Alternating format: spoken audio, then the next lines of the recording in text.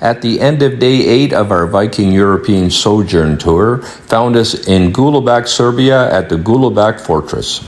The Golubac Fortress, or town, was a fortified medieval town on the south side of the Danube River. It's approximately 4 kilometers downstream from the modern-day town of Golubac, Serbia.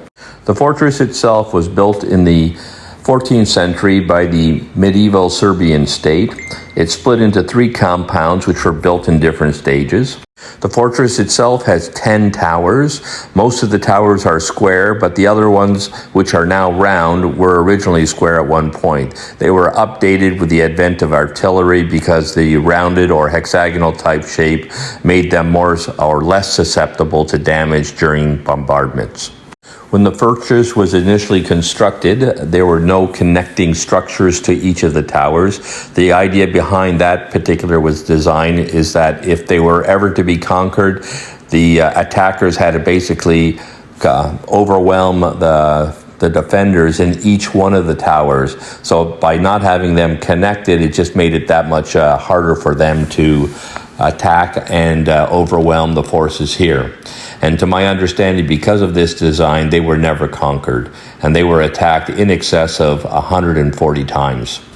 Now, the reason there is a fortress here is it's in a strategic location. This is the entrance to the Iron Gorge, so a narrow part of the river. Therefore, defending that river would allow you to, one, control it, and therefore you could collect taxes from people who wanted to sell their goods along it. But it was also a way to prevent enemy ships from entering or moving upstream or downstream along this area. Now, one of the ways they prevented entrance into the Iron Gorge is that they actually strung a chain from the fortress over to an island across the deepest channel, and they would tighten that chain and those ships could sail on by. Now, the name of the town and the fortress is Golubac, which means either dove or pigeon. So one theory is that the shape of the towers are reaching up to the sky, and as do pigeons fly in the sky to higher levels, so that's what it was named after, and it's not an uncommon name in Serbian. But there's another myth surrounding the name, and that myth is that a beautiful Serbian girl named Gulabana, a Turkish pasha, fell in love with her, but she refused all of his advances and all of his gifts. So in anger, he either chained her up in one of the towers where she died, or one other part of the myth says that he chained her to an island out across from the fortress, and there she starved and died. Now, the records, or historical records, show that this particular fort was built in the 14th century, sometime in the 1300s. It was predated by other settlements. For example, they found Roman kilns in the area, as well as work from the Byzantine area. So some structures from the Byzantine area, some of which have been unearthed, and you can walk by those on your way into the fortress.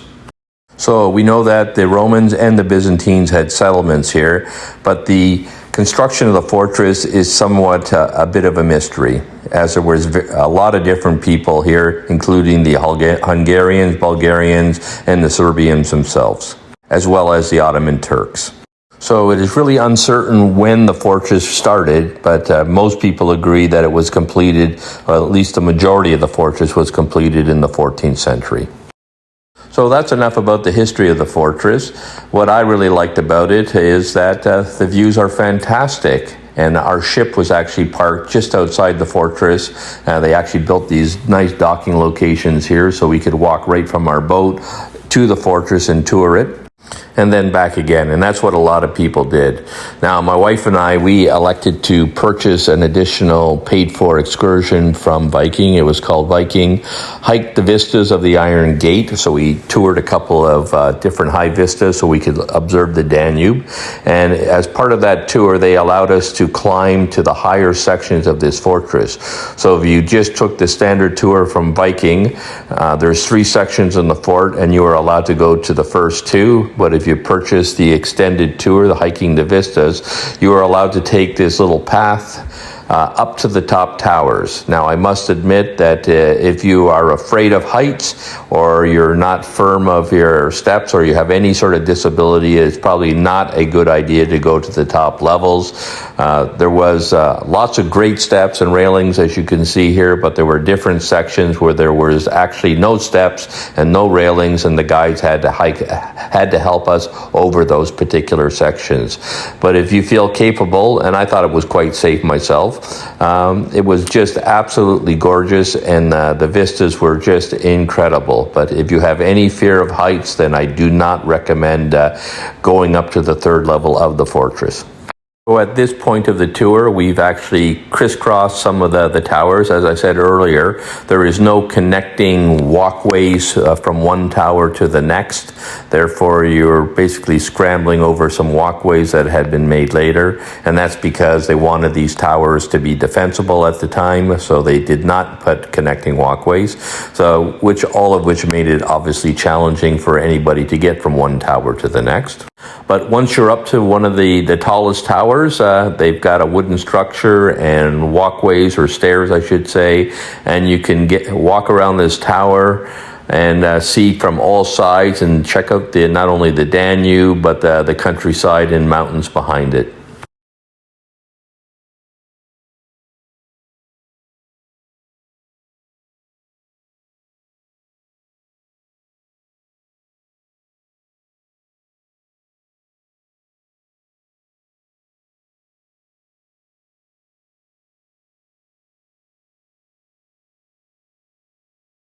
Now, another interesting thing that we learned is that part of this fortress is actually submerged into the Danube.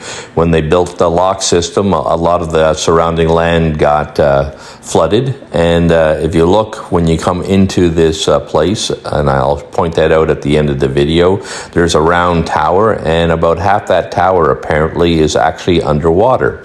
And if you're looking out this window between the two conical shapes there's a rounded tower, and that I believe is the number 10 tower, and that is partially underwater. And in the distance right now, you can see our Viking Vidar, the boat that we sail around on. It is actually docked here. Now, inside the castle, it's mostly structures. It's actually quite well preserved, but they've been trying to preserve this particular structure for 10 years. Once the government got a hold of it, they applied for, I think, UNESCO funds or European funds to start renovating it and preserving it. And one of the interesting facts is that they had to make a major change. At one point, the road that actually runs along the Danube actually ran through this fortress. So one of the jobs they had to do is to change the road to go around the fortress. And I imagine that was quite a piece of civil engineering work and construction.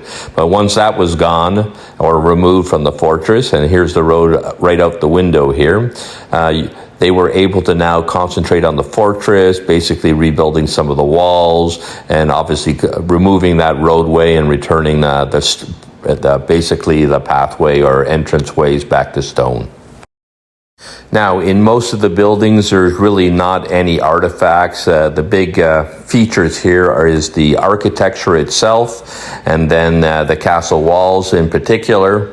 And probably the number one thing, the views. And you can see that they're incredible here. You can see the Viking Vidar just right outside of this particular window. But they are working on adding additional attractions. In the 10th tower, the one that I say is partially submerged, they actually have some cannons, and they've also put in quite a reasonably sized museum in the second section. So if you don't make it up or are not qualified to go to the top level, you still have lots to see here, and the museum itself is actually quite fascinating, and we'll be going into that next. So in this section of the video, I'm just showing you some of the walkways and how steep they are. Yes, there's a lot of these aluminum or stainless steel walkways, but they only take you up about 3/4 of the way. There is some areas which are basically just a piece of chain, which you must hold on to and then have the guides help you over some rocky areas which are not even steps. So in the second section of the fortress itself, they've constructed a museum, and they show a lot of the history of the Golubac area, a lot of placards in both Serbian as well as in English. They show some of the handicrafts, some of the, I guess, pottery and so forth, but also some of the armaments that were used during that time. Actually very well laid out and done, and our guide was able to explain a lot of the history of the area through some of the artifacts that were displayed here. Highly recommend going through the museum if you do have the time. And it is on a couple of different levels, so it's just not this one level I'm showing you here. And then as you exit the fortress, this is going from the second level back to the first level. You can see a couple of other different towers. They're still doing renovations. We're going to go to the 10th tower, which is the one that's partially submerged. But reason I really like and recommend you go there is they do have some of the cannons that they used to have at that time there, or replicas of them at least.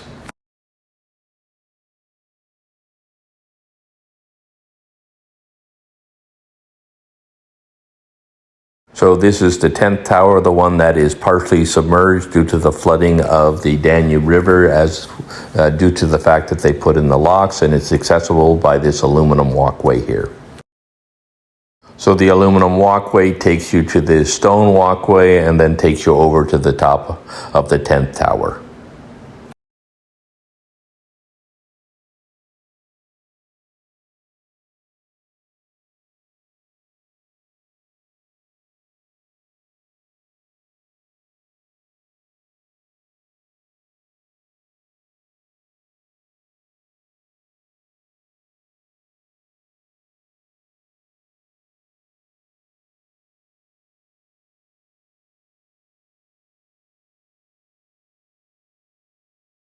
So the 10th tower is also known as the Cannon Tower, and they put replica cannons around it. And I guess the idea here was not only to, I think it held the chain that they strung across to an island to help prevent ship travel, but the cannons were a second deterrent as well to try and prevent ships from passing without paying their taxes or from invading further upstream.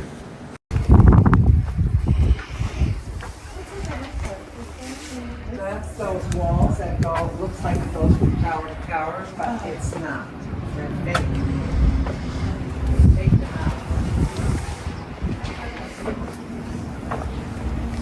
out. So this is Cannon Tower, and you can see why.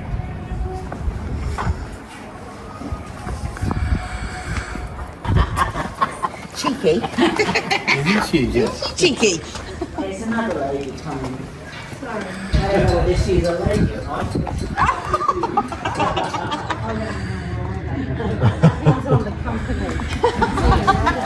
Thank you. Let's present Well, I hope you enjoyed our tour of Golubac Fortress. I really enjoyed it. It's actually one of the nicest fortresses and well preserved or rebuilt that we've been to. Not a lot of, I guess, museum type artifacts found within the tower itself, but they do have a great little museum, and they have interpreters there who can help you out. I just found that the setting, the sights are just wonderful, and obviously the vistas from the top of the tower are some of the best that you can get in the area. Anyways, I hope you enjoyed the video, and if you did, please like and subscribe. And if you're looking for more information about the European Sojourn Tour, please follow along with the rest of my videos.